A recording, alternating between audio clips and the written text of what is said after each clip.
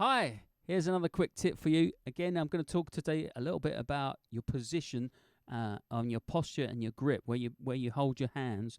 And today we're going to talk about the ride cymbal. So when I play the ride cymbal, okay, I'm actually using a slightly different position of my grip. Okay, so you see how my thumb is on top there. So this is much more like French timpani grip. Okay, and this is when I'm playing over here.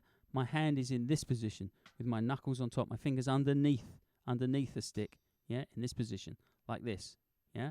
What I do then, so here's the thing, and I've found this with some of my students. When they switch to the ride cymbal, they maintain that position. Now to do that, what they end up doing is, see my shoulder's gone up, yeah, and also look at where my elbow is. My elbow is out, which means this top part of my arm, okay. Now, maybe somebody can enlighten me here. I often ask my students, what is that bit of your arm called? And no one knows. Okay? So, like, you know, you got your forearm, and this is like the upper bit of your arm. Now, if it was your leg, that would be your thigh. All right? So this is like the thigh bit of your arm. So I call this my thumb. This is your thumb, okay? So if there's any doctors out there, perhaps you can enlighten me. So your thumb, you don't want to lift your thumb up, because what that means is you're putting weight on your shoulder, and you're going to get a really stiff neck here, okay? Because you're holding all that weight up, okay? So by maintaining that hand position, do you understand what I'm saying? By that hand position on the ride cymbal, okay? It means my thumb is held up. So what I want to be able to do is relax that and hold that thumb right down there. And so to do that, what I do is I turn my hand over. Okay, all right? So now my hand is like this position. Yeah, thumb on top. Now, here's a very simple way to do that. If I start from my snare drum position, 90 degrees with the sticks, okay? And then all I do is look at my elbow. Okay, I'm going to twist. I'm going to just roll my hand across.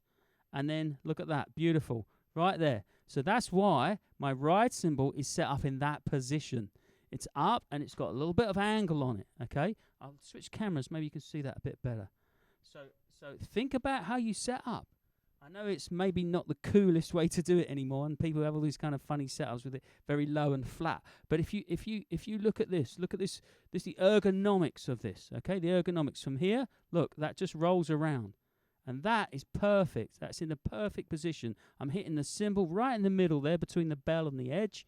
Okay, I've got it at the exact angle where I'm just clear. I'm just clear of the edge. Okay, now I play a lot of jazz, right? So in jazz, we crash the ride. So I want to be able to crash that. And I want to be able to play on the top as well. Yeah, okay. But look at my shoulder. My shoulder is, my thumb is down. My elbows are just out from my sides. Let's go back to the top. Just from the, see, you're a little bit away from here. Okay, that's your natural position, and then nothing moves when I go to the ride cymbal. Look at that. Okay, and that means I can play for a long time. I play on the ride cymbal, and I do a lot of that, playing a lot of jazz, like 2 or 3 hours a night, right? You're not going to get a stiff neck. You're going to have any problems here, okay? Everything's nice and square, all right? So think about your position, your body position. A great bit of advice one of my first really great drum teachers taught me, Trevor Tompkins, a fantastic British jazz drummer, great teacher.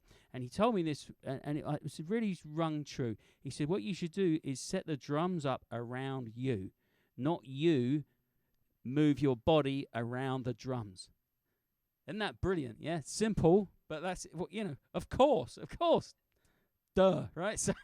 So set the drums up around you. Think about your ergonomics, and what you're going to find is that you can play for long times. You're not going to get tired. You're going to get any stiff necks and things like this. You've got a good posture. You're not going to have any long-term health issues with that. And also, you're going to be able to play faster, get around the kit a lot smoother. Okay? All right? Think about that. Think about your setup. Think about the position of your hand. Have fun with that. See you on the next one.